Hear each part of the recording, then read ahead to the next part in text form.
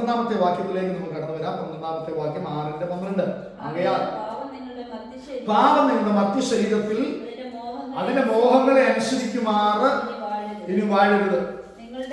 നിങ്ങളുടെ അവയവങ്ങളെ അനീതിയുടെ ആയുധങ്ങളായി പാപത്തിന് സമർപ്പിക്കുകയുമരുത്. നിങ്ങളെ തന്നെ മരിച്ചിട്ട് ജീവിക്കുന്നവരായും നിങ്ങളുടെ അവയവങ്ങളെ നീതിയുടെ ആയുധങ്ങളായും ദൈവത്തിന് സമർപ്പിച്ചുകൊള്ളുക.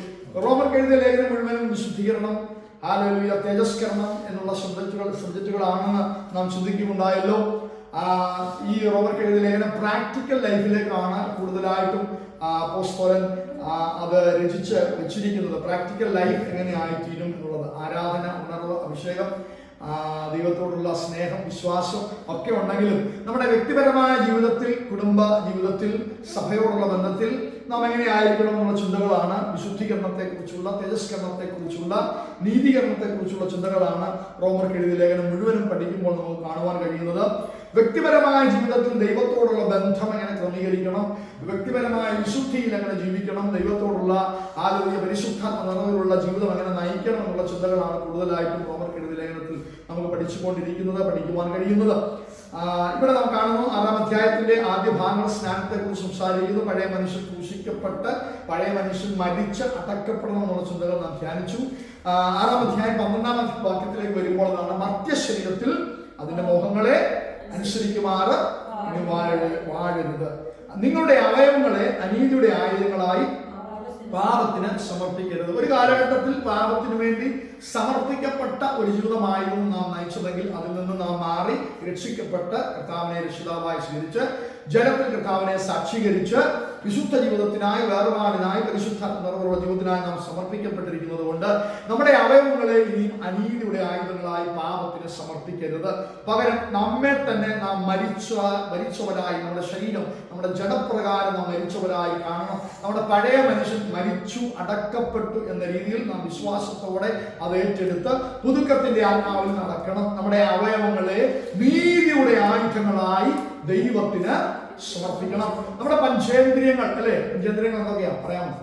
കണ്ണ്, മൂക്ക്, ത്വക്ക്, വായ, ചെവി, അല്ലെ. അപ്പം ഈ പഞ്ചേന്ദ്രിയങ്ങളൊക്കെ ഹല്ലേലൂയ കർത്താവിന് വേണ്ടി സമർപ്പിക്കപ്പെടണം. കർത്താവിന് ഇതൊക്കെ നമ്മൾ പിശാചിന്റെ പ്രവർത്തികൾക്കായി അല്ലെങ്കിൽ ജനത്തിന്റെ പ്രവർത്തികൾക്കായി യൂസ് ചെയ്ത ഒരു കാലഘട്ടത്തിൽ വ്യത്യസ്തമായി ഹല്ലേലൂയ നാം രക്ഷിക്കപ്പെട്ട നിമിഷം മുതൽ ഇത് ദൈവത്തിന് സമർപ്പിക്കപ്പെടുകയാണ്. പഞ്ചേന്ദ്രിയങ്ങൾ, നമ്മുടെ ശരീരം മുഴുവനായി ദൈവത്തിന് യാഗമായി സമർപ്പിക്കപ്പെടുകയാണ്. പഴയ നിയമത്തിലെ യാഗം പോലെയല്ല പുതിയ നിയമത്തിലെ യാഗം. പുതിയ നിയമത്തിലെ യാഗം ശരീരം എന്ന യാഗമാണ്, അല്ലെ. ഈ ശരീരത്തിൽ, ഈ യാഗവസ്തുവിൽ, ഈ ആലയത്തിലാണ് പരിശുദ്ധാത്മാവിന്റെ സാന്നിധ്യം ഇറങ്ങുന്നത് നാം ചിന്തിച്ചിട്ടുണ്ട്. അതുകൊണ്ട് നമ്മുടെ അവയവങ്ങളെ നീതിയുടെ ആയുധങ്ങളായി ദൈവത്തിന് സമർപ്പിക്കണം. എന്താണ് നീതിയുടെ ആയുധങ്ങൾ എന്ന് ചിന്തിക്കുമ്പോൾ 2 കൊരിന്ത്യർക്ക് എഴുതിയ ലേഖനം 6-ാം അധ്യായത്തിന്റെ 3 മുതൽ 7 വരെയുള്ള വാക്യങ്ങളിലേക്ക് വരുമ്പോൾ അപ്പോസ്തലൻ അവിടെ നീതിയുടെ ആയുധങ്ങളെ കുറിച്ച് പറയുന്നുണ്ട്.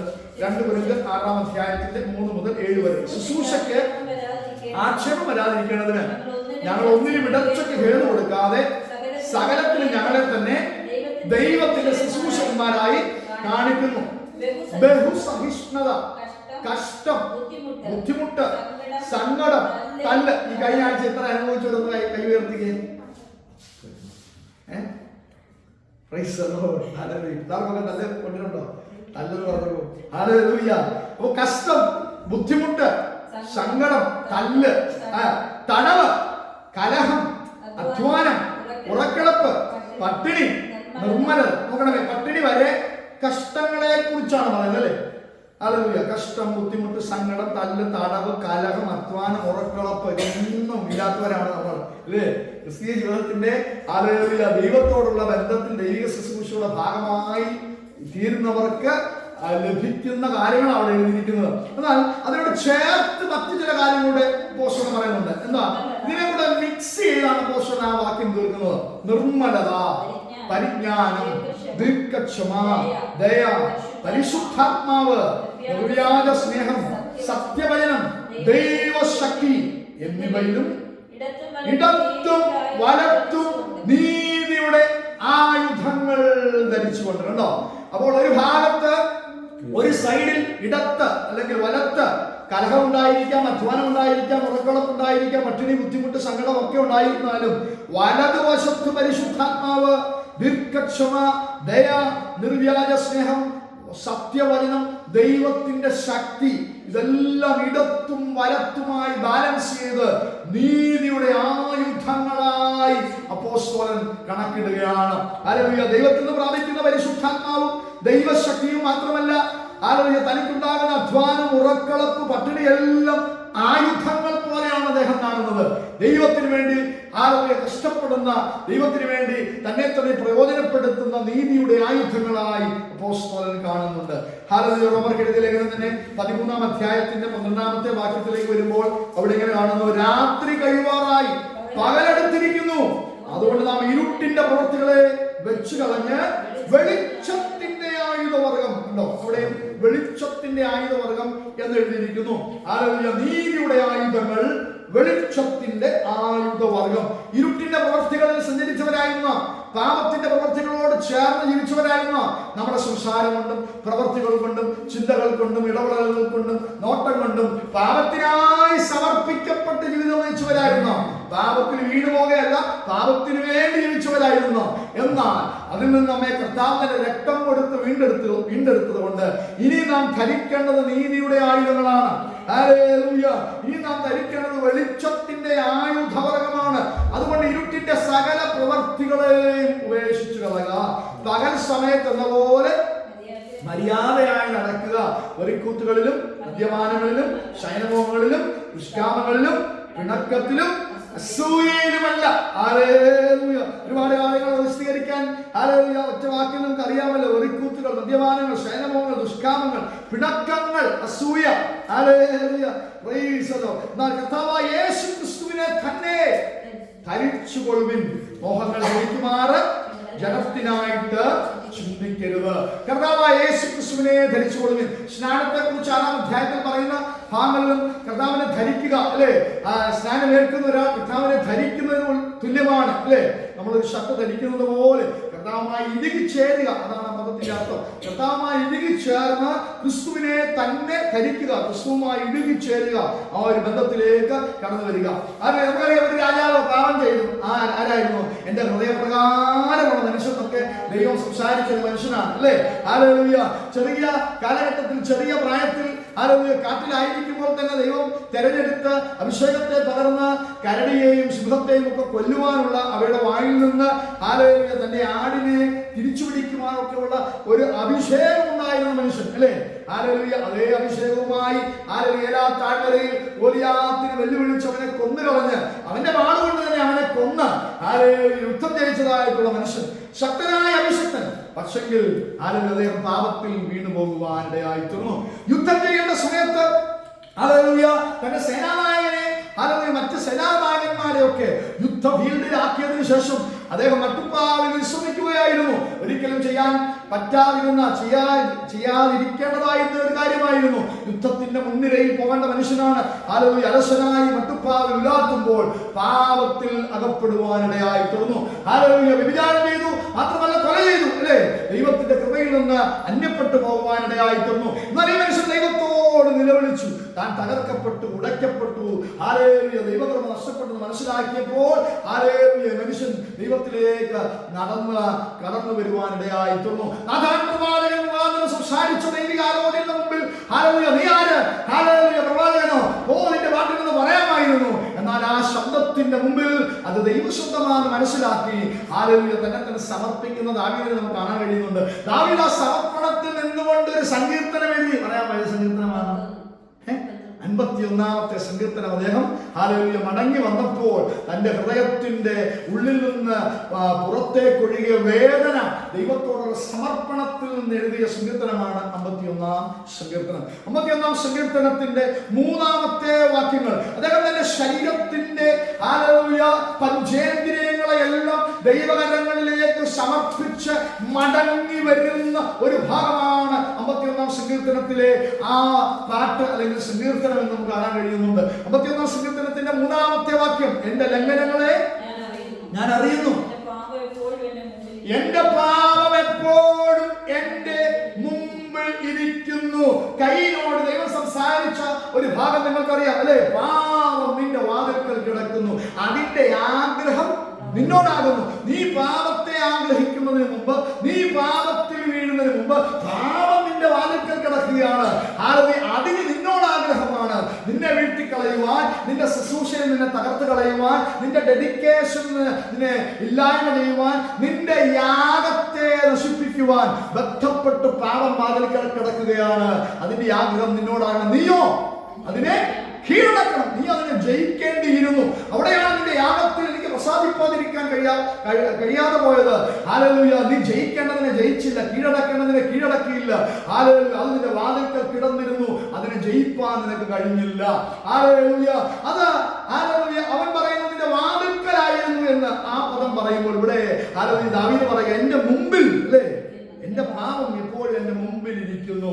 ഹല്ലേലൂയ. പാപം മുമ്പിൽ ഇരിക്കുന്നു എന്ന് പറഞ്ഞാൽ കാണുക എന്നുള്ള പദത്തിലാണ് അത് നമ്മെ കൊണ്ടെത്തിക്കുന്നത്. കാണുക. ഹല്ലേലൂയ. കാഴ്ചയിലാണ് പാപം ഉള്ളിലേക്ക് പ്രവേശിക്കുന്നത്. ശരീരത്തിന്റെ വിളക്ക് കണ്ണാകുന്നു. കണ്ണ് ചുവള്ളതെങ്കിലോ ശരീരം മുഴുവൻ പ്രകാശിതമായിരിക്കും എന്ന് ദൈവത്തിന്റെ വചനത്തിൽ നമുക്ക് കാണാൻ കഴിയുന്നുണ്ട്. ശരീരത്തിന്റെ വിളക്കാണ് കണ്ണ്. അപ്പൊ കണ്ണിൽ കൂടെ പാപം പ്രവേശിക്കുവാൻ സാധ്യതയുണ്ട്. അതുകൊണ്ടാണ് മൊബൈലൊക്കെ യൂസ് ചെയ്യുമ്പോൾ, ടി വി ഒക്കെ കാണുമ്പോൾ സൂക്ഷിക്കണമെന്ന് പറയുന്നത്. കണ്ണിനകത്തൂടെ പാപത്തിന്റെ ശക്തികൾ പ്രവേശിപ്പാൻ, നമ്മുടെ അന്തരംഗത്തിലേക്ക്, ഹൃദയത്തിലേക്ക്, കണ്ണുകളിൽ കൂടെ പാപം പ്രവേശിക്കുവാൻ അതൊരു വാതിലാണ് അല്ലെ. പാപത്തിന്റെ വാതിൽ കിടക്കുന്നത് കഴിഞ്ഞാൽ പാപത്തിന്റെ മൊബൈലിൽ കിടക്കുന്നതെന്നാണ്. ഒരു ക്ലിക്കിൽ, ഒരു ടച്ചിൽ ഹല്ലേലൂയ കണ്ണിൽ കൂടെ പ്രവേശിക്കുവാൻ കഴിയുന്ന രീതിയിൽ പാപം വാതിൽക്കൽ കിടക്കുക. ഒരു ടച്ചിനകത്ത്, ഒരു ക്ലിക്കിനകത്ത് കിടക്കുകയാണ് അല്ലെ. കമ്പ്യൂട്ടറിൽ, ഇന്റർനെറ്റിൽ പാപം വാതിൽക്കൽ കിടക്കുന്നു. അതിന്റെ ആഗ്രഹം നമ്മോടാണ്.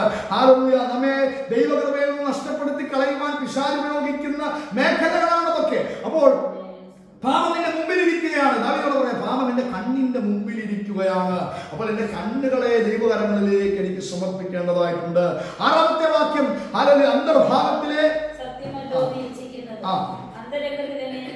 അന്തരംഗത്തിൽ എന്നെ ജ്ഞാനം ഗ്രഹിപ്പിക്കണമേ. അന്തർഭാഗത്തിലെ സത്യം, നമ്മുടെ ചിന്തകൾ അല്ലെ, കണ്ണിൽ കൂടെ പ്രവേശിക്കുന്നത് നമ്മുടെ ചിന്തകളിലേക്ക് വ്യാപരിക്കാനുള്ള ഇടയായിത്തീരും. അതവനോട്, ആദമിന് ഹവ്വയ്ക്കും എന്താണ്, അവർ കാണാൻ ഭംഗിയുള്ളതെന്നും അല്ലെ, തിന്മാൻ രുചിയുള്ളതെന്നും അവരുടെ ഹൃദയത്തിൽ തോന്നുകയാണ്. അപ്പോൾ കാണാനുള്ള ചിന്ത അകത്തുണ്ടായി, കാണാൻ ഭംഗിയുള്ളതെന്ന് അവർക്ക് മനസ്സിലായി. അപ്പോൾ കണ്ണുകളിൽ കൂടെ പാപമകത്ത് പ്രവേശിക്കുന്നു. പഞ്ചേന്ദ്രിയങ്ങളിൽ കണ്ണുകളിൽ കൂടെ പാപമകത്ത് പ്രവേശിക്കുന്നു. 2 ചിന്താമണ്ഡലം അല്ലെ. എന്തൊക്കെയാണ് നമ്മളിന്ന് ചിന്തിച്ചു കൂട്ടുന്നത്. ഹല്ലേലൂയ. ഒറ്റയ്ക്കായിരിക്കുമ്പോൾ എന്തൊക്കെ ചിന്തകളാണ് നമ്മുടെ ഹൃദയത്തിനകത്തേക്ക് വരുന്നത്. ദൈവത്തിന് പ്രസാദമുള്ള ചിന്തകളാണോ എന്ന് നമ്മെ തന്നെ ശോധന ചെയ്തേണ്ടിയിരിക്കുന്നു. അതുകൊണ്ടാണ് എന്റെ അന്തരംഗം എങ്ങനെ ഇരിക്കുന്നെന്ന് ഹല്ലേലൂയ ദൈവം ആഗ്രഹിക്കുന്നത്. നമ്മുടെ അന്തർഭാഗത്ത് നിന്നുള്ള ആരാധനയാണ് സത്യത്തിൽ. അന്തർഭാഗത്തിലെ സത്യമല്ലോ നീ ഇച്ഛിക്കുന്നത്. പുറമേ നമ്മൾ എത്ര വെള്ളം വെച്ചാലും, അന്യഭാഷ പറഞ്ഞാലും, ചാടിയാലും തുള്ളിയാലും ഹല്ലേലൂയ ദൈവം ഹൃദയത്തെ നോക്കിക്കൊണ്ടിരിക്കുന്നു. മനുഷ്യൻ പുറമേ ഉള്ളത് നോക്കുമ്പോൾ, മനുഷ്യൻ വെള്ളശത്ത് നോക്കുമ്പോൾ, മനുഷ്യൻ വീശ പിടിച്ചു നോക്കുമ്പോൾ ഹല്ലേലൂയ പുറമേ ഹല്ലേലൂയ മനുഷ്യൻ ശ്രദ്ധിച്ച് നമ്മെ വിധി എഴുതുമ്പോൾ ഹൃദയത്തെ നോക്കുന്ന ഒരു ദൈവമുണ്ട്. അകക്കണ്ണുകളിലേക്ക് കടന്ന് നോക്കുന്ന ഒരു കർത്താവുണ്ട്. Price the Lord. അവന്റെ മുമ്പിൽ സകലവും നഗ്നവും മലർന്നതുമായി കിടക്കുന്നു. അവനിൽ നിന്ന് ഒന്നും മറച്ചു വെക്കുവാൻ കഴിയത്തില്ല. അഗ്നിജ്വാലയ്ക്കൊത്ത കണ്ണുകളാണ് കർത്താവിന്റെ. Price the Lord. അതുകൊണ്ട് നമ്മുടെ ഹൃദയത്തിലേക്ക്, നമ്മുടെ ഹൃദയത്തിനകത്തെ ചിന്ത എന്താണെന്ന് കർത്താവ് ആരാധനയ്ക്ക് വരുമ്പോഴും അല്ലെ, അല്ലാതെ പണ്ട് കാര്യങ്ങളൊക്കെ ഇങ്ങനെ പ്രസംഗിക്കുന്ന, ആരാധനയ്ക്ക് വരുമ്പോഴും കോഴിക്കോട് അടച്ചോ അല്ലെ, ആരാധനയ്ക്ക് വരുമ്പോഴും AC ഓഫ് ചെയ്തോ എന്നുള്ള ചിന്തയുമായിട്ടാണ് ഇരിക്കുന്നത്. അന്തരംഗത്തിലെ ചിന്ത എന്താണ്? അന്തരംഗത്തിലെ ചിന്ത എന്താണ്? അതാണ് ദൈവം ശ്രദ്ധിക്കുന്നത്. അതിൽ എനിക്ക് ജ്ഞാനം തരണം, എന്റെ ചിന്തകളെ ശുദ്ധീകരിക്കണം. 2 ഹല്ലേലൂയ 8ാമത്തെ വാക്യം, സന്തോഷവും കേൾക്കുക. സന്തോഷത്തിന്റെ വാക്കുകൾ, ആനന്ദത്തിന്റെ വാക്കുകൾ എന്നെ കേൾപ്പിക്കണം. നീ ഒടിച്ച അസ്ഥികൾ ഉല്ലസിക്കട്ടെ. സന്തോഷവും ആനന്ദവും എന്നെ കേൾപ്പിക്കണം. അതായത് നമ്മൾ കേൾക്കുന്നത് എന്താണ്? നമ്മെ നിരാശപ്പെടുത്തുന്ന വാക്കുകളാണോ? നമ്മളെ കുറച്ചുകൂടെ ഡിപ്രസ്ഡ് ആക്കുന്ന വാക്കുകളാണോ?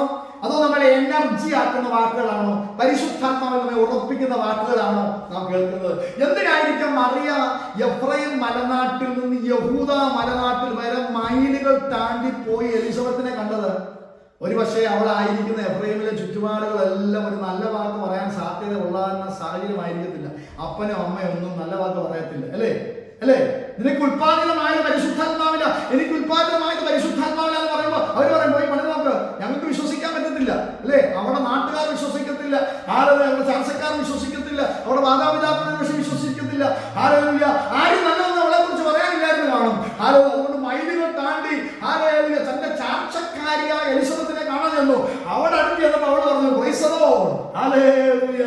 ഗർഭത്തിലെ പിള്ള പുള്ളി യോഹന്നാൻ അകത്ത് കിടന്ന് ആത്മാവിലായി ഹല്ലേലൂയ ചാർച്ചക്കാരെ കണ്ട് കൈവെടുത്തപ്പോൾ അവൾ പറഞ്ഞു, ഹല്ലേലൂയ, ദൈവത്തിന്റെ വാക്ക് കേട്ട് വിശ്വസിച്ച നീ ഭാഗ്യവതി, കർത്താവിന്റെ അമ്മ എന്റെ അടുക്കൽ വന്നിരിക്കുന്നതാണ് പറഞ്ഞിരിക്കുന്നത്. ഹല്ലേലൂയ. അവന്റെ വാക്ക് വിശ്വസിച്ച നീ ഭാഗ്യവതി. നോക്കണം എത്ര നല്ല വാക്കുകളാ. മറിയ കണ്ട പറയാ, എന്റെ കർത്താവിന്റെ അമ്മ എന്റെ അടുക്കൽ വന്നിരിക്കുന്നു. ഹല്ലേലൂയ. സ്വർഗത്തിലെ ഹല്ലേലൂയ സ്വർഗ്ഗോന്നതങ്ങളിൽ വസിച്ച ഓമനകുമാരനായ പുത്രൻ തന്റെ ഗർഭപാത്രത്തിൽ ഇരിക്കുന്നത് കണ്ടിട്ട് എലിസബത്ത് പറയാ, എന്തൊരു അനോയിന്റിംഗ് ആയിട്ടുള്ള വേടാ സംസാരിച്ചത്. കർത്താവ് സംസാരിച്ച് വിശ്വസിച്ച നീ ഭാഗ്യവതി. അവളുടെ വന്ദന സ്വരം കേട്ടപ്പോൾ തന്നെ യോഹന്നാൻ അകത്ത് കിടന്ന് തുള്ളി. രണ്ടുപേരും ആത്മാവിലായി. എലിസബത്ത് പരിശുദ്ധാത്മാവിൽ നിറഞ്ഞ് പ്രവചിച്ചു പാടി. കണ്ടോ? അപ്പം എഫ്രൈം മല നാട്ടിൽ ഇരുന്നാലും പറ്റുമായിരുന്നോ? ഇല്ല. അപ്പം കേൾക്കേണ്ടത് ഞാൻ കേൾക്കുമ്പോൾ, പ്രവചന ശബ്ദം ദൈവാത്മാവിനുള്ളത് കേൾക്കുമ്പോൾ, ഹല്ലേലൂയ, അഭിഷക്തന്മാരുടെ മുതലുകൾ കേൾക്കുമ്പോൾ, പരസ്പരം നമ്മെ ഉത്തേജിപ്പിക്കുന്ന പരിശുദ്ധാത്മാവുള്ള ആരാധന കേൾക്കുമ്പോൾ അതാ നമ്മളെ ബലപ്പെടുത്തുന്നത്. Hallelujah, hallelujah. ഒരു ചെറിയ മഴ വരുമ്പോൾ ക്യാൻസർ ആണെന്ന് തോന്നുന്നു, ഒന്ന് ചെക്ക് ചെയ്താൽ നല്ലതായിരുന്നു പറയുന്ന ശബ്ദമാണോ, അതോ നിന്നെ സൗഖ്യമാക്കുന്ന യഹോവ കൂടെ ഉണ്ട്, ഭയപ്പെടരുത് എന്ന് പറയുന്ന വാക്കാണ് നമ്മെ ബലപ്പെടുത്തുന്നത്. ബലപ്പെടുത്തുന്ന വാക്കുകൾ നാം കേൾക്കണം. ഹല്ലേലൂയ. ദൈവകൃപയുള്ള വാക്കുകൾ നാം കേൾക്കണം. രുചി വരുത്തുന്ന വാക്കുകൾ നാം കേൾക്കണം. തണുപ്പിക്കുന്ന വാക്കുകൾ നാം കേൾക്കണം, അല്ലേ? ഹല്ലേലൂയ. തണുപ്പിക്കുന്നവനെ കുറിച്ച് ഇവിടെ എഴുതിയിട്ടുണ്ടല്ലേ, ഒനേസിമോസ് ആരാ? തണുപ്പിക്കുന്നവൻ, അല്ലേ? ഇതിന്റെ വാക്കുകളെല്ലാം തണുപ്പിക്കുന്ന വാക്കുകളായിരുന്നു. ഹല്ലേലൂയ. തണുപ്പിക്കുന്ന സംസാരം, രുചി വരുത്തുന്ന സംസാരം, കേൾക്കുന്നവർക്ക് കൃപ ലഭിക്കേണ്ട വാക്കുകൾ, അത് നമ്മുടെ വായിൽ പുറപ്പെടണം. അത് കേൾപ്പാൻ എനിക്ക് സഹായിക്കണം. എന്റെ കേൾവിയെ ഞാൻ ശ്രദ്ധിക്കണം, ശുദ്ധീകരിക്കണം. പത്താമത്തെ വാക്യം, ദൈവമേ നിർമ്മലമായ ഹൃദയം എന്നെ സൃഷ്ടിച്ച് സ്ഥിരമായുള്ള ഒരു ആത്മാവിനെ ഉദിക്കണമേ. സ്ഥിരമായുള്ള ഒരു ആത്മാവ് നമ്മൾ വളരെ ശ്രദ്ധിക്കേണ്ടതാണ്. എത്ര പെന്തക്കോസ്തുള്ള ആളാണെങ്കിലും, എത്ര ശക്തമായ ദൈവത്തെ ആരാധിക്കുന്നവനാണെങ്കിലും, സ്ഥിരമായുള്ള ഒരു ആത്മാവ് നമുക്കുണ്ടോ എന്ന് ശ്രദ്ധിച്ചുകൊണ്ടിരിക്കണം. അതോ ആഴ്ചയിൽ ഒരിക്കൽ വന്ന് നമ്മെ നിറച്ചിട്ട് കടന്നു പോകുന്ന പരിശുദ്ധാത്മാവാണോ? ശനിയാഴ്ച രാത്രിയിൽ മാത്രം വെളിപ്പെടുന്ന പരിശുദ്ധാത്മാവാണോ? ഹല്ലേലൂയ. അന്ന് മാത്രം ഇറങ്ങി വരുന്ന ദൈവശക്തിയാണോ? ഇന്നത്തെ ദിവസങ്ങളൊന്നും ഒരു ദൈവശക്തിയുമില്ല, ഒരു വളർച്ചയുമില്ല, ഒരു ആത്മാവുമില്ല, ഒരു കൂട്ടായ്മയുമില്ല. സ്ഥിരമായുള്ള ആത്മാവ് എനിക്ക് നൽകണം. നിർമ്മലമായ ഹൃദയം എന്നെ സൃഷ്ടിക്കണം. അപ്പൊ എന്തൊക്കെ കാര്യങ്ങളോടെ വന്നു അദ്ദേഹത്തിന്റെ പ്രാർത്ഥനയിൽ. ഹല്ലേലൂയ. തന്റെ നാമത്തെ ദൈവസന്നിധിയിൽ ഏറ്റുപറഞ്ഞ് ഉപേക്ഷിക്കുമ്പോൾ അദ്ദേഹം പറയുകയാണ്, എന്റെ നോട്ടം കർത്താവേ ശരിയാക്കണം, എന്റെ പാപം എന്റെ മുമ്പിലിരിക്കുന്നു, എന്റെ അന്തർഭാഗം ശരിയാക്കണം, എന്റെ കേൾവി ശരിയാക്കണം, എന്റെ ഹൃദയം ശരിയാക്കണം. Price the Lord. എന്റെ രക്ഷകനായ രക്തപാതകത്തിനെ വിടുവിക്കണമേ, എന്നാൽ എന്റെ നാവ് നിന്റെ നീതിയെ ഘോഷിക്കും. കർത്താവേ, എന്റെ അധരങ്ങളെ തുറക്കണമേ. എന്നാൽ കണ്ട അവിടെല്ലാം നോക്കിയേ, എന്റെ നാവ്, എന്റെ അധരങ്ങൾ, എന്റെ വായ്, അടുത്തത് ടങ്ക്, നാക്ക് സൂക്ഷിക്കണം, അല്ലേ? നാക്ക് ചെറിയ അവയവമെങ്കിലും വലിയ കാട് കത്തിക്കുന്നതാണ്. ഹല്ലേലൂയ. Price the Lord. ചെറിയ വാക്കുകൾ വലിയ പ്രശ്നം ഉണ്ടാക്കുന്നതാണ്. അതുകൊണ്ട് നാവിനെ സൂക്ഷിക്കണം, അധരങ്ങളെ തുറക്കണം. എന്റെ അധരത്തിന് ഒരു കാവൽ നിർത്തി അധര ദ്വാരം കാക്കണമെന്ന് അഭിഷിക്തൻ പ്രാർത്ഥിക്കുന്നുണ്ട്. അപ്പോൾ എന്റെ അധരങ്ങളെ തുറക്കണമേ, എന്റെ വായ് നിന്റെ സ്തുതിയെ വർണ്ണിക്കും. അപ്പൊ കണ്ണ് ശുദ്ധീകരിക്കപ്പെടണം, ചിന്തകൾ ശുദ്ധീകരിക്കപ്പെടണം, കേൾവി ശുദ്ധീകരിക്കപ്പെടണം, ഹൃദയം ശുദ്ധീകരിക്കപ്പെടണം, നാവ് ശുദ്ധീകരിക്കപ്പെടണം. ഹല്ലേലൂയ. ഈ പഞ്ചേന്ദ്രിയങ്ങളിൽ കൂടെയാണ് പാപമകത്ത് കയറുന്നത്. പാപമകത്ത് കയറാനുള്ള സകല വാതിലുകളും നാം അടച്ചു സൂക്ഷിക്കണമെന്നാണ് ദൈവത്തിന്റെ വചനം നമ്മോട് പറയുന്നത്. അതുകൊണ്ട് പാപത്തിലകപ്പെട്ട ദാവീദ് ഈ മേഖലകളെ എല്ലാം ഒന്ന് തൊട്ടിട്ട് തന്നിലേക്ക് തിരിഞ്ഞ് അതെല്ലാം ശുദ്ധീകരിക്കുന്നത് നമുക്ക് കാണാൻ കഴിയുന്നുണ്ട്. 14-ാമത്തെ വാക്യത്തിലേക്ക് വരാം. റോമർ 6:14. നിങ്ങൾ ന്യായപ്രമാണത്തിനല്ല, കൃപയ്ക്കത്ര അധീനരാകയാൽ പാപം നിങ്ങളിൽ കർത്തൃത്വം നടത്തിയത്. പാപം കർത്തൃത്വം നടത്താതിരിക്കണമെങ്കിൽ നമ്മുടെ ബുദ്ധി കൊണ്ടോ ശക്തി കൊണ്ടോ കഴിവ് കൊണ്ടോ ബലം കൊണ്ടോ പാപത്തെ സ്വാധീനിപ്പാൻ, പാപത്തെ നിയന്ത്രിപ്പാൻ പറ്റുകയില്ല. Praise the Lord. Hallelujah. നമ്മുടെ നീതി പ്രവർത്തികളെല്ലാം കറ പുരണ്ട തുണികൾ പോലെയാണ്. നമ്മുടെ തീരുമാനങ്ങൾക്കൊന്നും ബലമില്ലാതാകും. എന്നാൽ ഹല്ലേലൂയ, പാപം നമ്മുടെ മേൽ വാഴാതിരിക്കണമെങ്കിൽ, കർത്തൃത്വം നടത്താതിരിക്കണമെങ്കിൽ എന്തിനധീനനായിരിക്കണം? ഒരു കൃപയ്ക്ക് അധീനനായിരിക്കണം. ദൈവത്തിന്റെ കൃപ നമ്മളിൽ ശക്തമായി വ്യാപരിച്ചാൽ മാത്രമേ പാപം നമ്മുടെ മേൽ കർത്തൃത്വം നടത്താതിരിക്കുകയുള്ളൂ. Price the Lord. അതുകൊണ്ട് ന്യായപ്രമാണമല്ല, അല്ലെങ്കിൽ കൽപ്പനകളല്ല പാപത്തെ ഹല്ലേലൂയ കർത്തൃത്വത്തിൽ നിന്ന് പിൻവലിക്കുന്നത്, അല്ലെങ്കിൽ പാപം ചെയ്യാതിരിക്കാൻ നമ്മെ ശക്തീകരിക്കുന്നത് ദൈവത്തിന്റെ കേൾവിയാലുള്ള കൽപ്പനകളോ ന്യായപ്രമാണമോ അല്ല. പാപം നമ്മളിൽ വാഴാതിരിക്കണമെങ്കിൽ, പാപം നാം ചെയ്യാതിരിക്കണമെങ്കിൽ, കർത്തൃത്വം നമ്മുടെ മേൽ നടത്താതിരിക്കണമെങ്കിൽ നമുക്ക് ദൈവത്തിന്റെ ഒരു കൃപ വേണം. ഇവിടെ അതുകൊണ്ട് പറയുകയാണ്, ന്യായപ്രമാണത്താൽ പാപത്തെ കുറിച്ചുള്ള ബോധമുളവാകുന്നു. 10 കൽപ്പനകൾ നമ്മൾ വായിക്കുമ്പോൾ, അത് കേൾക്കുമ്പോൾ അത് ചെയ്യണ്ട എന്നൊരു ബോധം നമ്മുടെ അകത്ത് വരുന്നുണ്ട്. ഹല്ലേലൂയ, അത് ചെയ്യരുത് എന്നൊരു ബോധം നമ്മുടെ അകത്ത് വരുന്നുണ്ട്. എന്നാൽ അത് ചെയ്യാതിരിക്കണമെങ്കിൽ ഒരു ദൈവകൃപ ആവശ്യമാണ്. അപ്പൊ ന്യായപ്രമാണ പാപത്തെ കുറിച്ചുള്ള ബോധം നമുക്ക് നൽകുന്നു. എന്തൊക്കെയാണ് പാപം, എന്തൊക്കെയാണ് തെറ്റ് എന്നുള്ള ബോധം നൽകുന്നു. എന്നാൽ അത് ചെയ്യാതിരിക്കണമെങ്കിൽ ഒരു പ്രത്യേക ദൈവകൃപ ആവശ്യമാണ്. ഗലാത്യർക്കെഴുതിയ ലേഖനത്തിന്റെ 3-ാം അധ്യായത്തിന്റെ 10-ാമത്തെ വാക്യത്തിലേക്ക് വരാം. ഹല്ലേലൂയ. ന്യായപ്രമാണത്തിൽ കൂടെ സംഭവിക്കുന്നതും ന്യായപ്രമാണം അനുസരിക്കാതിരുന്നാൽ സംഭവിക്കുന്നതും അവിടെ എഴുതിയിട്ടുണ്ട്. ഗലാത്യർക്കെഴുതിയ ലേഖനം 3:10. എന്നാൽ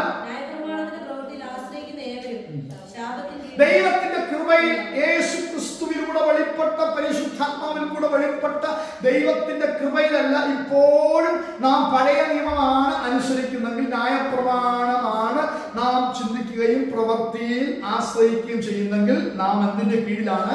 ശാപത്തിന്റെ കീഴിലാണ്. ന്യായപ്രമാണ പുസ്തകത്തിൽ എന്തുകൊണ്ടാണ് ശാപത്തിന് കീഴിൽ എന്ന് പറയാൻ കാരണം താഴത്തെ വാക്യം. ന്യായപ്രമാണ പുസ്തകത്തിൽ ഇത് കേൾക്കുക മാത്രമല്ല, ഇത് വായിക്കുക മാത്രമല്ല, ന്യായപ്രമാണ പുസ്തകത്തിൽ എഴുതിയിരിക്കുന്ന എല്ലാം എന്ത് ചെയ്യണം? ചെയ്യണം.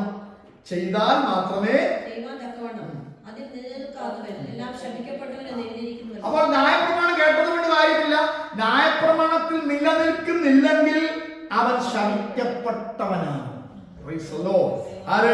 ന്യായപ്രമാണം മൂലം പാപത്തിന് ബോധം വരുത്തപ്പെടുകയുള്ളൂ. ഹല്ലേലൂയ. ന്യായപ്രമാണത്താൽ പാപത്തിന്റെ ബന്ധനം അഴിയത്തില്ല, കെട്ടഴിയത്തില്ല. ഹല്ലേലൂയ. എന്നാൽ ന്യായപ്രമാണം അനുസരിക്കാതെ നിമിത്തം അതിൽ നിലനിൽക്കാഞ്ഞാൽ ശാപത്തിന് കീഴിലാവുകയും ചെയ്യും. എന്നാൽ അവിടെ ഒരു സാധ്യത എഴുതപ്പെട്ടിട്ടുണ്ട്. ഈ ന്യായപ്രമാണം കൊണ്ട് പുതിയ നിയമസഭ നീതീകരിക്കപ്പെടത്തില്ല. പുതിയ നിയമസഭ നീതീകരിക്കപ്പെടുന്നത് നീതിമാൻ വിശ്വാസത്താൽ ജീവിക്കുന്നു. Price the lord. ഹല്ലേലൂയ. കത്തോലിക്ക സമൂഹം മുഴുവൻ, റോമൻ കത്തോലിക്ക മുഴുവൻ ഹല്ലേലൂയ പ്രവർത്തികളിൽ ആശ്രയിച്ച് അവർ മുന്നോട്ട് പോയപ്പോൾ അതിലൊരു മനുഷ്യൻ എഴുന്നേറ്റു, മാർട്ടിൻ ലൂതർ. അദ്ദേഹം പറഞ്ഞു, റോമർക്ക് എഴുതിയ ലായനം വായിച്ചപ്പോൾ അദ്ദേഹം പറഞ്ഞു, ഹല്ലേലൂയ, ഈ മെഴുകുതിരി കത്തിക്കുന്നത് കൊണ്ടോ, ഹല്ലേലൂയ, ഈ കുമ്പസരിക്കുന്നത് കൊണ്ടോ ഒന്നും പാപത്തിന് മാറ്റം വരത്തില്ല. പാപത്തിന്റെ മേൽ കർത്തൃത്വം നടത്തണമെങ്കിൽ നീതിമാൻ വിശ്വാസത്താൽ ജീവിക്കും. റോമർക്ക് എഴുതിയ ലേഖനത്തിലെ പുസ്തകങ്ങളിൽ അദ്ദേഹം വായിച്ച് അതിനകത്ത് നിന്നുള്ള പ്രിന്റുകളെല്ലാം എടുത്ത് ദേവാലയത്തിലും കത്തോലിക്ക ദേവാലയങ്ങളുടെ പ്രിന്റിലെല്ലാം അദ്ദേഹം ഒട്ടിച്ചു വെച്ചു. ഹല്ലേലൂയ. നീതിമാൻ വിശ്വാസത്താൽ ജീവിക്കും. ഇത് പഴയ നിയമ പ്രമാണമല്ല. പുതിയ നിയമത്തിൽ ഹല്ലേലൂയ വിശ്വസിക്കുന്ന ഒരു വ്യക്തി, യേശുവിൽ വിശ്വസിക്കുന്ന ഒരു വ്യക്തി വിശ്വാസത്താലാണ് നീതിമാനാകുന്നത്, വിശ്വാസത്താലാണ് നീതീകരിക്കപ്പെടുന്നത്, ന്യായപ്രമാണത്താലല്ല. ന്യായപ്രമാണത്തിനോ വിശ്വാസങ്ങൾ ആധാരമായിരിക്കുന്നത് ചെയ്യുന്നവൻ ഉണ്ടോ? ന്യായപ്രമാണം കേൾക്കുന്നത് കൊണ്ടല്ല, അത് ചെയ്യുന്നവൻ അതിനാൽ ജീവിക്കുമെന്നുണ്ടല്ലോ. എന്നാൽ ന്യായപ്രമാണം ആചരിക്കാതിരിക്കുന്നവർക്ക് എന്തുണ്ടെന്നാണ് നമ്മൾ മുമ്പത്തെ വാക്യം വായിച്ചത്? ഒരു ശാപമുണ്ട്, അല്ലേ? അതിൽ നിലനിൽക്കാത്തവനൊരു ശാപമുണ്ട്. എന്നാൽ 13-ാമത്തെ വാക്യം ശ്രദ്ധിച്ചേ. മരത്തിന്മേൽ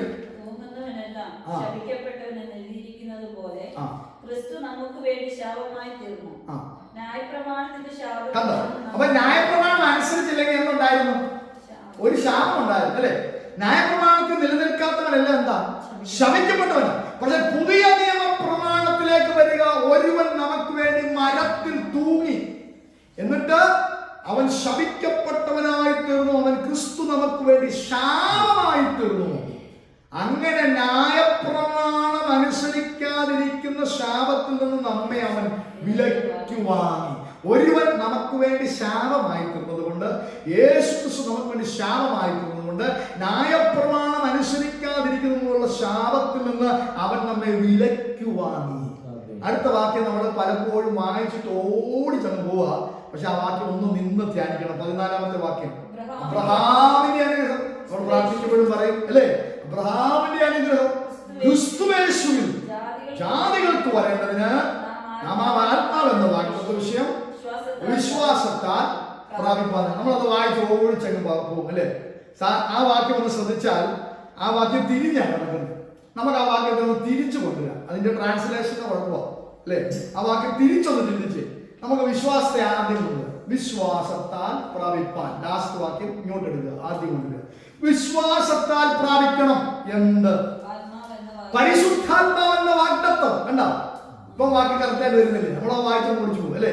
അപ്പൊ തിരിച്ചെടുത്ത് നോക്കിയേ, ഈ ഇംഗ്ലീഷിലും ഗ്രീക്കിലും എഴുതിയൊക്കെ ഈ ബ്രൂസിലൊക്കെ എഴുതിയ വാക്യങ്ങൾ മലയാളത്തിലേക്ക് നമ്മൾ ഇംഗ്ലീഷിൽ തന്നെ മലയാളത്തിലേക്ക് ട്രാൻസ്ലേറ്റ് ചെയ്യുമ്പോൾ നമ്മൾ മലയാളം അതിൻ്റെ ലാസ്റ്റ് പോർഷനായിട്ട് മാറും. തിരിച്ചിടുമ്പോൾ അത് കറക്റ്റ് ആവും. അതുപോലെയാണ് ഇവിടെ. ഇപ്പോൾ എന്താണ്? വിശ്വാസത്താൽ എന്ത് പ്രാപിക്കാൻ കഴിയും? ആത്മാവെന്ന. അപ്പൊ വിശ്വാസത്താൽ പരിശുദ്ധാത്മാവിനെ പ്രാപിക്കാൻ കഴിയും. ആത്മാവെന്ന വാഗ്ദത്തം എന്ന് പറയുന്നത് പരിശുദ്ധാത്മാവാണ് അല്ലേ.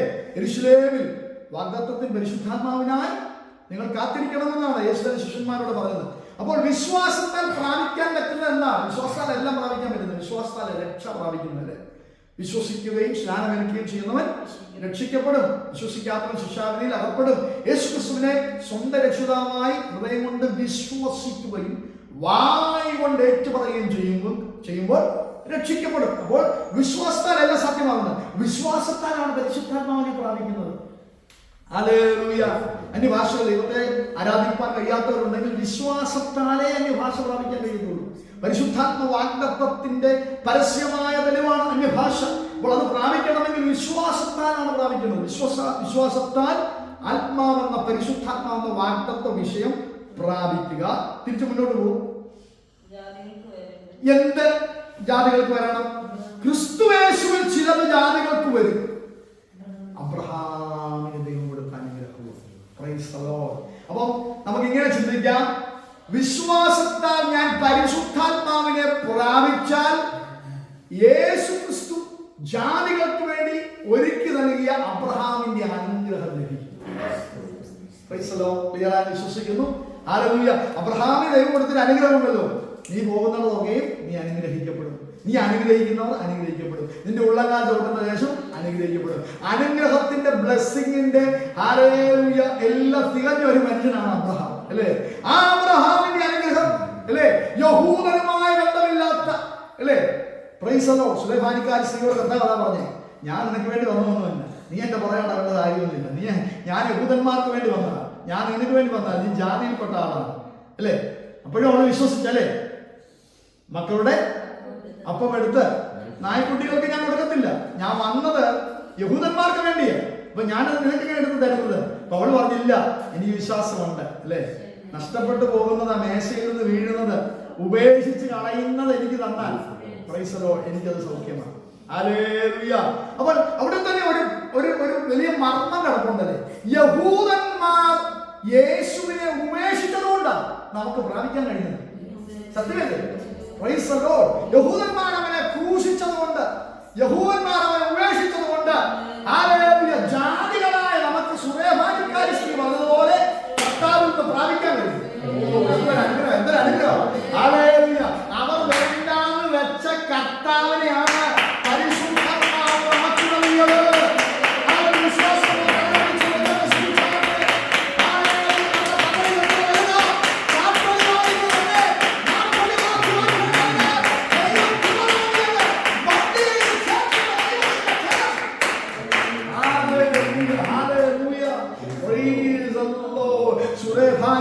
സ്ത്രീയോട് ദൈവം കരുണ കാണിച്ചതുപോലെയാണ് ജാതികളായ വ്യക്തികളോട് ദൈവം കരുണ കാണിച്ചത്. കൊർന്നല്യോസിന്റെ ഭവനത്തിൽ നിന്ന് ദൂതന്മാർ വന്ന് പത്രോസിനെ വിളിക്കുമ്പോൾ പത്രോസിന് തോന്നി, എന്തിനാ ഞാൻ പോകുന്നത്? ഞാൻ യഹൂദന്മാർക്ക് വേണ്ടി വന്നത്. ആ ചോദ്യം പോലും ശ്രദ്ധിക്കുക, ആ ചോദ്യം പോലും അവന്റെ വായിൽ നിന്ന് വരരുത്. കൊർന്നല്യോസിന്റെ വീട്ടിൽ നിന്ന് വന്ന 2 ദൂതന്മാർ വന്ന് അവനെ അന്വേഷിക്കുമ്പോൾ ഹല്ലേലൂയ നീ ജാതിയിൽപ്പെട്ട മനുഷ്യനാണ്, ഞാൻ വരുത്തില്ലെന്ന് അവന്റെ വായിൽ ഒരു ശബ്ദം വരാതിരിക്കേണ്ടതിന് അവനെ ഹല്ലേലൂയ ഭക്ഷണം ഒരുക്കുന്ന സമയത്ത് ദൈവം ഹല്ലേലൂയ മുകളിലേക്ക് കൊണ്ടുപോയി തുപ്പട്ടിയുടെ ദർശനം കാണിച്ചിട്ട് അവന് ദർശനം കൊടുക്കുകയാണ്. ഞാൻ യഹൂദന്മാർക്ക് വേണ്ടി മാത്രമല്ല വന്നത്, ജാതികളുടെ മേലും എന്റെ അഭിഷേകത്തെ പകരുവാൻ ആഗ്രഹിക്കുന്നു. അതുകൊണ്ട് കൊർന്നല്യോസിന്റെ 2 ദൂതന്മാർ വരും, നീ ഇറങ്ങിച്ചെന്ന ഒന്നും സംസാരിക്കരുത്. ആ പദങ്ങൾ വായിച്ചാൽ 10-ാമത്തെ അധ്യായം ആക്ട്സ് 10 വായിച്ചാൽ നീ കാണാൻ പറ്റും. നീ ഒരു അക്ഷരം ഉണ്ട് അവരോടുകൂടെ പൊക്കണം, എന്റെ തീരുമാനമാണ്. ഞാൻ എങ്ങനെ അറുത്തത്, ഞാൻ ഇതൊക്കെ എങ്ങനെ അറുത്ത് ഭക്ഷിക്കും? ആരും മലിനമായതൊന്നും ഞാൻ ഭക്ഷിക്കത്തില്ല. ജാതികൾ എനിക്ക് വെറുപ്പാണെന്നുള്ള ചിന്തയിലേക്ക് വന്ന പത്രോസിന്റെ ചിന്തയെ ദൈവം മാറ്റിക്കളഞ്ഞു. പത്രോസ് പിന്നീട് കൊർന്നല്യോസിന്റെ ഭവനത്തിൽ നടന്ന് ഉണർവിനെ കുറിച്ച് സംസാരിക്കുമ്പോൾ പത്രോസ് പറയുന്ന പദമുണ്ട്, ആത്മാവിനെ നമക്കെന്നതുപോലെ ജാതികൾക്കും പകരുന്ന ഒരു ദൈവത്തെ ഞാൻ കണ്ടു. ഇന്ന് രാത്രി വിശ്വസിച്ചാട്ടെ, യഹൂദന്റെ അനുഗ്രഹം യഹോവയായ ദൈവം ആദ്യം വിളിച്ചു വാർന്നിരിച്ച ഞങ്ങൾ ഇങ്ങോട്ട് ഡ്യൂട്ടി കഴിഞ്ഞ് മടങ്ങി വന്ന സമയത്ത് ഒരു മുസ്ലിം വിശ്വാസി എന്റെ കൂടെ വർക്ക് ചെയ്യുന്നുണ്ട്. ഞാൻ അദ്ദേഹത്തോട് ഇങ്ങനെ കാര്യങ്ങൾ ഇങ്ങനെ പറഞ്ഞു വന്നപ്പോൾ ഞാൻ പറഞ്ഞു, നിങ്ങളുടെ പുസ്തകങ്ങളിൽ ഇതൊക്കെ എഴുതിയിട്ടുണ്ടല്ലോ, അബ്രഹാമിനെ അറിയാമല്ലോ നിങ്ങൾക്ക്, അബ്രഹാമിന്റെ കാര്യമൊക്കെ ഞാൻ പറഞ്ഞു വന്നപ്പോൾ ഞാനിങ്ങനെ പറഞ്ഞു, ആദ്യം ദൈവം വിളിച്ചു വാർന്നിരിച്ച മനുഷ്യൻ അല്ലേ, വിഗ്രഹങ്ങളുടെ നാട്ടിൽ നിന്ന് ദൈവം സത്യ ദൈവത്തെ അറിയിക്കാൻ വേണ്ടി വിളിച്ചു വേർതിരിച്ച നീ കാണിപ്പാനിരിക്കുന്ന ദേശത്തേക്ക് പോകാന്ന് പറഞ്ഞ് യഹോവയായ തേജസ്സുള്ള ദൈവത്തെ വെളിപ്പെടുത്തി അബ്രഹാം. ആ അബ്രഹാം കണ്ട ദൈവത്തിന്റെ അനുഗ്രഹം പരിശുദ്ധാത്മാവ് പ്രാപിക്കുന്ന നിന്റെ മേൽ വരികയാണ്. പഴയ നിയമത്തിൽ ആകാശത്തിലേക്ക് നോക്ക്, നക്ഷത്രങ്ങളെ പോലെ മണ്ണിലേക്ക് നോക്ക്, മണ്ണിൽ കിടക്കുന്ന മണൽത്തരികളെ പോലെ നിന്റെ തലമുറകളെ ഞാൻ വർദ്ധിപ്പിക്കുമെന്ന് പറഞ്ഞ ദൈവത്തിന്റെ അനുഗ്രഹം ക്രിസ്തുയേശുവിൽ നമ്മിലേക്ക് പകരപ്പെടുകയാണ് പരിശുദ്ധാത്മാഭിഷേകത്തിലൂടെ. ഇതിനകത്ത് വിശ്വസിക്കാൻ പറ്റുമോ?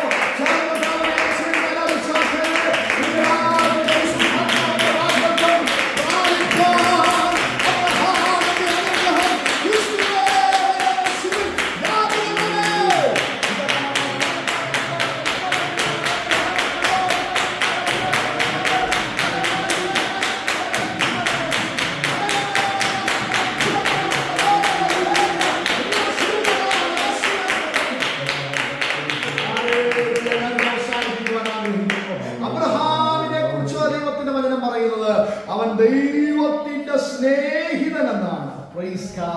അബ്രഹാമിനോട് ദൂതന്മാർ പറയുന്നത്, ദൂതന്മാരിൽ ഒരുവൻ കർത്താവിന്റെ പഴയ നിയമ പ്രത്യക്ഷതയിലുള്ള യേശു കർത്താവായിരുന്നു എന്ന് പഠിപ്പിക്കപ്പെടുന്നുണ്ട്.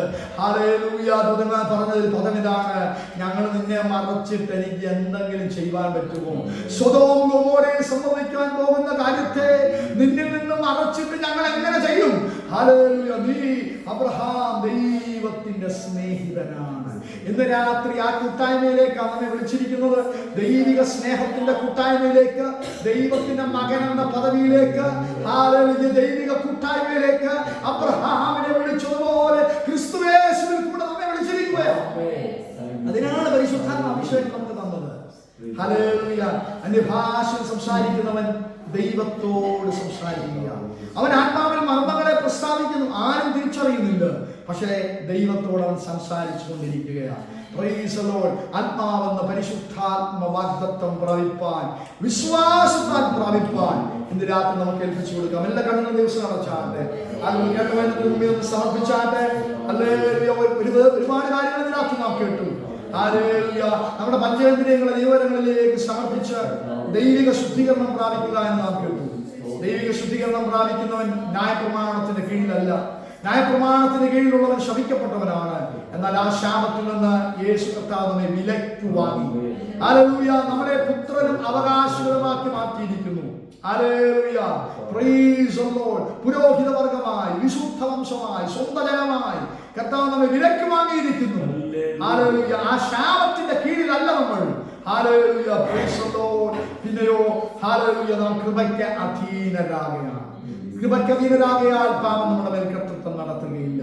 മാത്രമല്ല അബ്രഹാമിന്റെ അനുഗ്രഹം ഹല്ലേലൂയ പരിശുദ്ധാത്മാവ് പ്രാപിക്കുന്ന ക്രിസ്തുവിൽ വിശ്വസിക്കുന്ന നിനക്ക് ലഭിക്കുവാനിടയായിത്തീരും എന്ന് രാത്രി വിവരങ്ങളിലേക്ക് സമർപ്പിച്ച് എല്ലാവരും പ്രാർത്ഥനയോടെ ആയിരിക്കുമ്പോൾ